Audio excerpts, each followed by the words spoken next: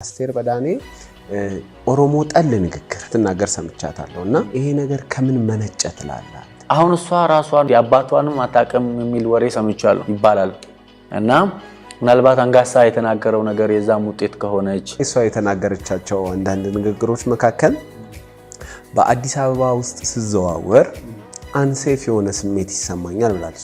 ስሟን ጠርቶ በትክክል ስፔሲፊካሊ ከእንደዚህ ያመለጠች ድንገት አመልጣ አንድ ቀን አባታቸውን ማያውቁ የአንድ ቀን ክስተት ናቸው ብሎ የተናገረው እሷ እዛ ካታጎሪ ውስጥ ራሷን ጨምራ ሊሆን ይችላል። እንግዲህ አሁን አስቴር ተወካዮች ምክር ቤት የገባውን ማንጋሳ እንዲሁም ደግሞ የኦሮሚያ ክልላዊ መስተዳድር ፕሬዚዳንትን ሽመልስ አብዲሳን ስትናገር እንሰማለን። በዚህ ብልግናና ባለጌ አፏ ሴቭ የሆነ ስሜት ቢሰማት ሰላም ቢሰማት ነው የሚገርመው።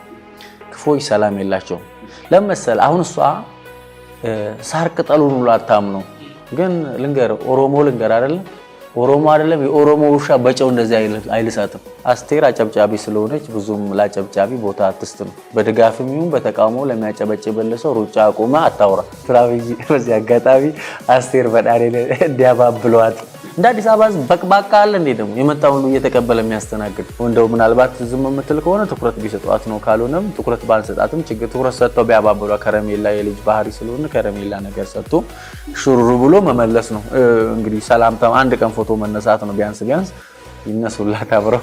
አስቴር አሁን በቃ ባጭሩ ምንድነው ሪኩዌስት የላከች ሰው ናት ለአማራ። ኦነግ ቸርች ቢኖረው ምንድነው አጥያት ምንድነው? ብልጽግና ቸርች ቢኖረው ቅዱስ ኦነግ ቸርች ቢኖረው ርኩስ መሆን የለበት።